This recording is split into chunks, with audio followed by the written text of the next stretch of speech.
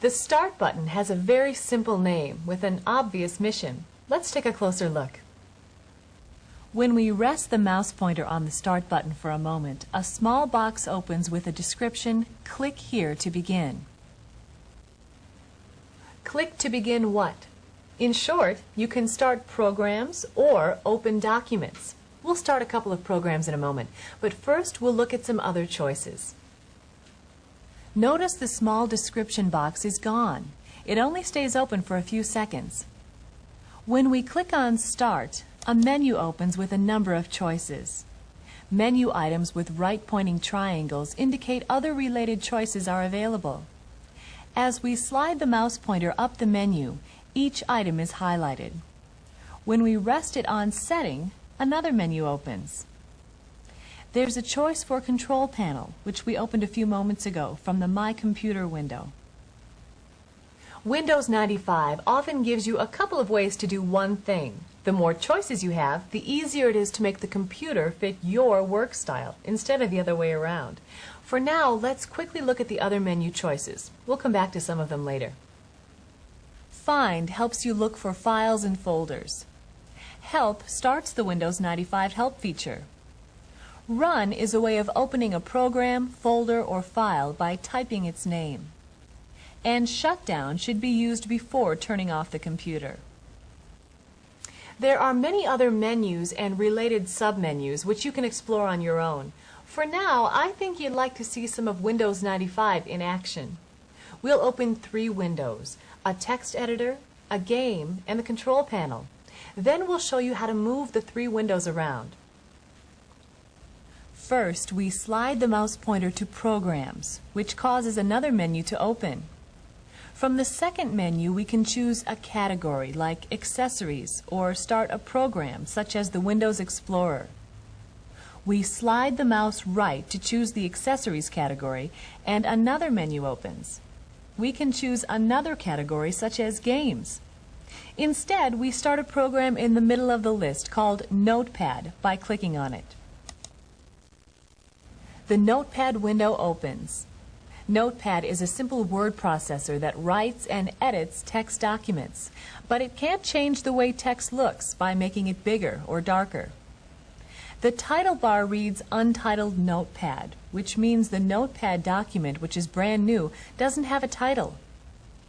Now we'll open another window, Control Panel, by clicking on the Start button, sliding the pointer to Settings, sliding to Control Panel, and clicking once.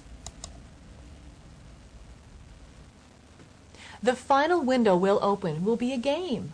Hey, after all, everybody's got to play sometime. We click on Start, choose Programs, Accessories, and Games. A menu with games is displayed, including 3 card games. We'll choose the last card game, Solitaire. We click on Solitaire, which is a game a lot of people are familiar with. Card games are fun. They're also a great way to improve your mouse skills. Seriously, I'll make just a couple of moves to show you why. But then I have to show you how to reposition windows. First, I'll click on the deck once to turn over 3 cards. Next, I'll play a card by dragging it. Finally, I'll double-click to move this ace up to a stack. See? They're all very valuable mouse skills. Let's get back to work. The title bar of the Solitaire window is darker than the other title bars, which means it is the active window or active program. Let's resize the Solitaire window by dragging the upper left corner. To make the Control Panel window active, we click anywhere in the window. To make the Notepad active, we click anywhere in its window. The active window is always displayed in front of all other windows.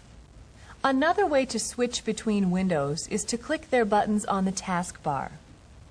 Control Panel, Solitaire, Notepad. As you get real busy, the desktop can become cluttered with windows. Help straightening up the clutter is just a mouse click away. In fact, it's just a right mouse click away. Normally we use the left mouse button, which we'll refer to as the mouse button. When it's necessary to click the right button, we'll clearly say right mouse button. We move the mouse pointer to a blank area of the taskbar at the bottom of the screen. When we click the right mouse button, a menu is displayed. This is called a shortcut menu. Shortcut menus list different options depending on what you're doing. Here are some points about using shortcut menus. You open a shortcut menu by clicking the right mouse button. Shortcut menus open right at the spot you click the mouse, so you don't have far to move to select a menu item. The choices on a shortcut menu vary. Windows 95 will display options you're most likely to use depending on where you click the mouse. The top 3 choices of this shortcut menu rearrange open windows on the desktop. The first choice, Cascade, displays the windows on top of each other, but shifted just enough so you can read each title bar. Tile horizontally places windows lengthwise across the screen. Tile vertically displays the windows side by side from top to bottom of the screen. With the shortcut menu already open, we choose Tile vertically. The windows are placed side by side. Each window is the same size. Again, we click the right mouse button on the taskbar. This time we choose Tile horizontally.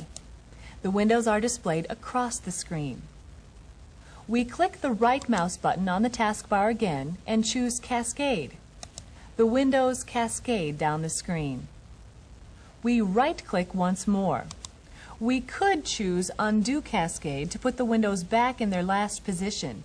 Instead, we'll clear the desktop of all windows by choosing Minimize All Windows. When we do, the desktop is cleared. But each window has a button on the taskbar, which means the window or program is still available. We've shown you how to rearrange windows on the desktop. Next, we'll rearrange the taskbar by changing its size and position. As you open programs and documents, more buttons are added to the taskbar, and the buttons become smaller. If they become too small for you to see comfortably, you can make the taskbar bigger. Here's how. First, we move the mouse pointer to the top edge of the taskbar so it displays as a double-headed arrow. Then we click and hold the mouse button and drag the edge up. A light line indicates the new size. Then we release the mouse button. To resize it, we drag the top edge back to its original position. It's just as easy to move the taskbar. We place the mouse pointer over a blank spot on the taskbar, like between buttons. Then we click, drag up and to the right. When the pointer gets close to the right edge, a light line indicates its new position. We release the mouse button. To return the taskbar to the bottom, we simply drag it back. The taskbar can be relocated to each of the 4 sides of the desktop: top, bottom, left, or right. Next, we'll show you how to change some of the taskbar's characteristics, which are called properties. We click the right mouse button on the taskbar. On the shortcut menu, we'll choose Properties. When we do, a box opens. The title of the box is Taskbar Properties. The box has places we can make choices by turning check marks on and off. And there are 3 buttons across the bottom. With this type of box, Windows 95 is asking us for information, sort of talking to us. So this type of box is called a dialog box, a way of carrying on a dialogue with Windows 95. The colorful display in the dialog box is a sample panel, which will give us a sample look at the choices available before we actually make the choice final. In the sample panel, we can see part of the Start menu, the taskbar, and a portion of an open window. Right now, the property Always on Top is selected, which means the taskbar will always display on top of windows and icons. We remove the check mark by clicking on it. When we do, the window in the sample panel covers the taskbar. We click again to turn Always on Top back on. Now we'll show you how the Auto Hide property works. First, we click on the property name.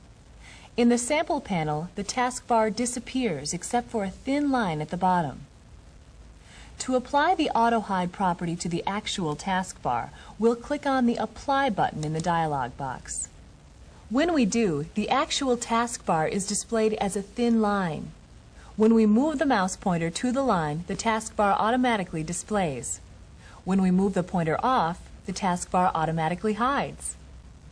In the dialog box, we turn the Auto Hide property off by clicking on it and clicking on the Apply button. The actual taskbar reappears. The next property is Show Small Icons in Start menu. When we click on it, as you'd expect, small icons are displayed in the sample panel. We click on it again to turn the property off. Finally, we click to turn off the Show Clock property, and we'll leave this property off to avoid distractions during the remainder of this video. When we click on the Apply button, the clock is no longer displayed in the actual taskbar. We are done with the dialog box, so we close it.